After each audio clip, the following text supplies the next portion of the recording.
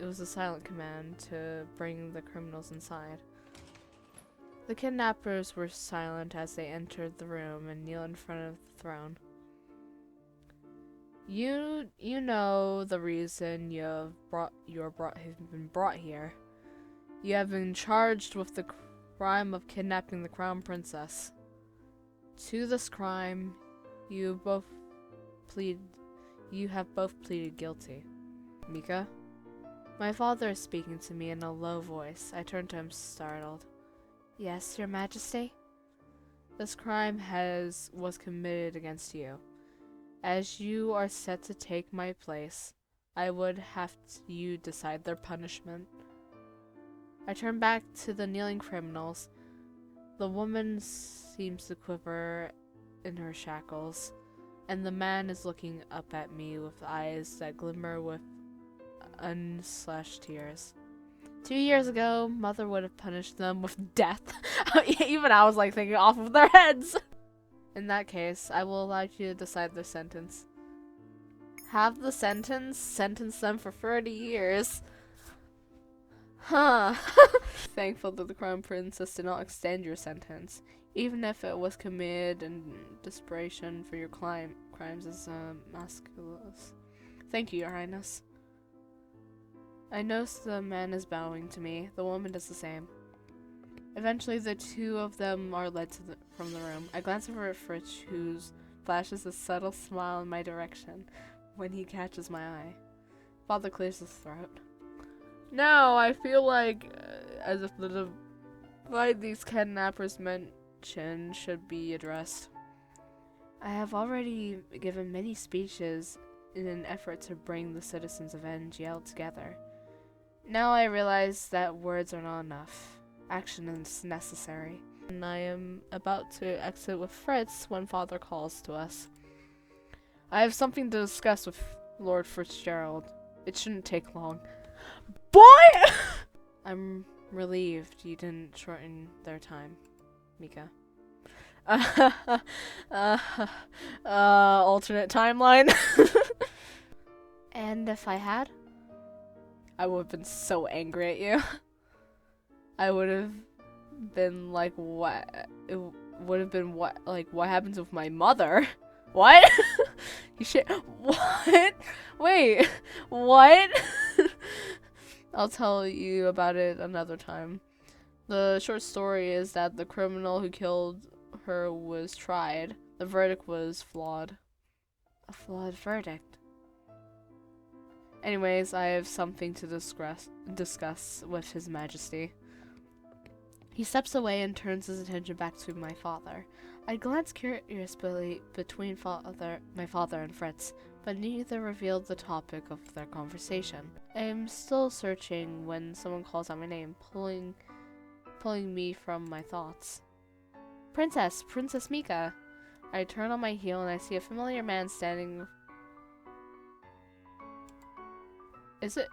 No. Okay, no offense. Okay, in the first game, I hated this man. I hated this man so much. I don't know if I still do, but there's still that little fire of burning sadness. That sounds like a great idea.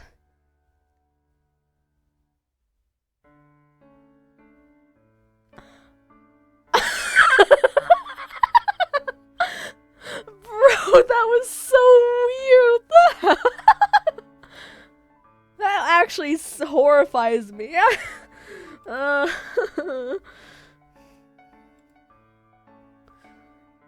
Never go into that sprite again, please. I'll be playing his route anyway at some point. Much to my surprise, at least flushes. That's not really important. Ah! Stop! Oh my god. Stop! Rumpel, stop! No! I'm going to like skip this entire scene if you don't stop with that stupid sprite. Humans are sad creatures, aren't they? They fear things they don't understand and choose to despise them rather than open their minds. But still, he smiles. I've had various volunteers come in and help me tend the witches. Just as there are cruelty in this world, there is also great goodness. It just so happens that violence always speaks loudest. Yep, as a man once said, the only universal language is violence. No sooner have I returned when I am met by another familiar face. I had a feeling you'd be back soon, Mika. Emmeline, were you waiting for me? I was. I wanted to be the one to deliver this to you. Emmeline holds out the package in front of me. What is it? You won't know until you open it. I'm surprised when I behold what is inside. A mask? Emmeline clasps her hands together. For the upcoming ball. It's a masquerade ball? It was Lord Fitzgerald's idea. He brought it up with Mother a few days ago. He said that the mask would make things more mysterious. What do you think? It's a lovely idea, isn't it? It is. Interesting. I wonder why Fritz wanted to alter the female. All I'm thinking about is Varg. Varg. Looking at the mask makes me remember the mask of the man. Yep. Varg. Fritz. Their personalities were like night and day, and yet they are the same person. That is why, even if Varg was somewhat overwhelming, I loved him regardless. How could I not when he was a part of Fritz? Hey! The first thing I noticed upon my return is that Fritz was seated beside my window. The minute I stepped inside, he looked up at me. He eyes the mask with a smile. So, Emmeline delivered the mask to you. What do you think? I think it's beautiful and mysterious. Fritz laughs. The sound of it released my heart. You say it like you're not so sure. Because I'm not. I have never attended a masquerade before. I stepped forward and raised my eyebrows at him. I heard from Emmeline that it is you who suggested this. May I ask why? I'm sorry, Mika. It was for an entirely selfish reason. I wanted to give you a mask and I wanted to see you wear it. I had a lot of fun designing it for you. Fritz, you designed the mask! I did. I wanted to do something special for you. You are too precious for this world. Certainly.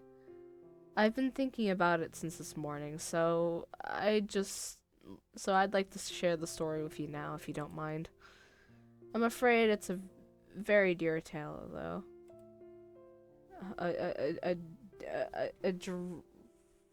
Dreary. I don't know. I told you before I lost my mother when I was very young, right?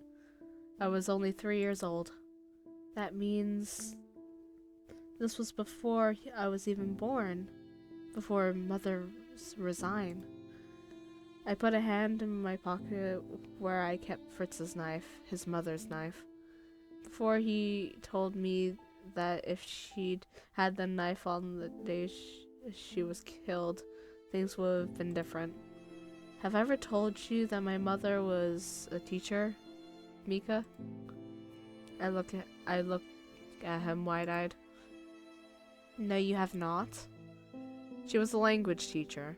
She was the reason I grew up learning bits of other languages. Even after she died, I read her lesson plans because I thought they would make me feel a little closer to her. I could not help but recall the words that Fritz taught me before. The ones he said was from an ancient language. I don't... Stop with these long words. That one language. Did his mother teach him that word? Or did he learn it after she died? Anyways, I digress.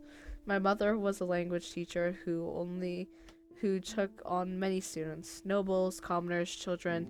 She would teach anyone who had the motivation. My father always told me she loved what she did. So she was happy. We all were.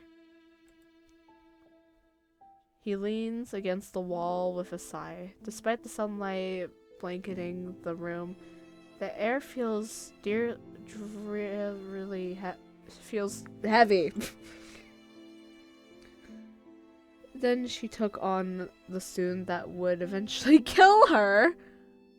Damn, son!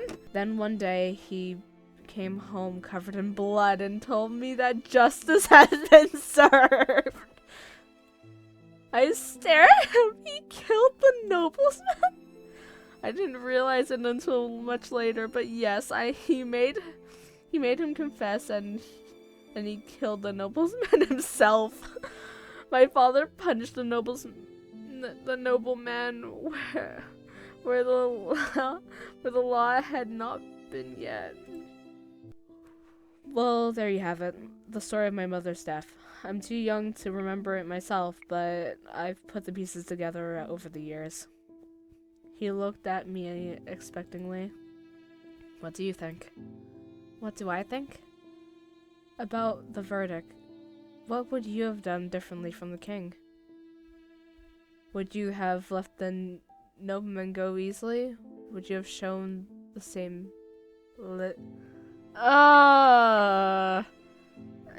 okay, the thing is that, yeah, it's a crime, yes, but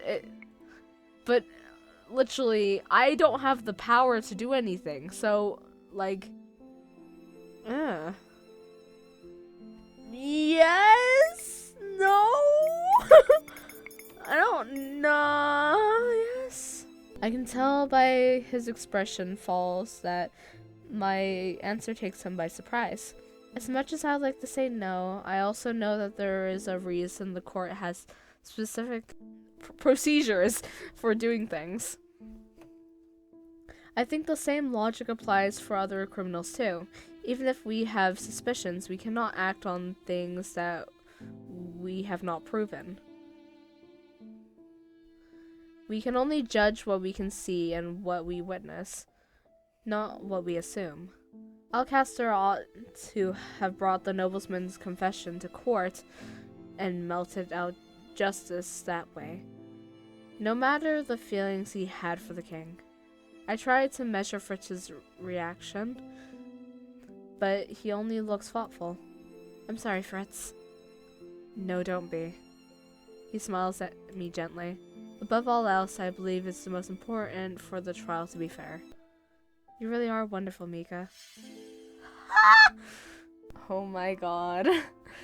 Oh my gosh. Looking for someone, princess? I nearly stumbled right into the man behind me, but I take a few steps and put distance between us. I look up and freeze when I see his mask. I knew you were gonna wear that mask!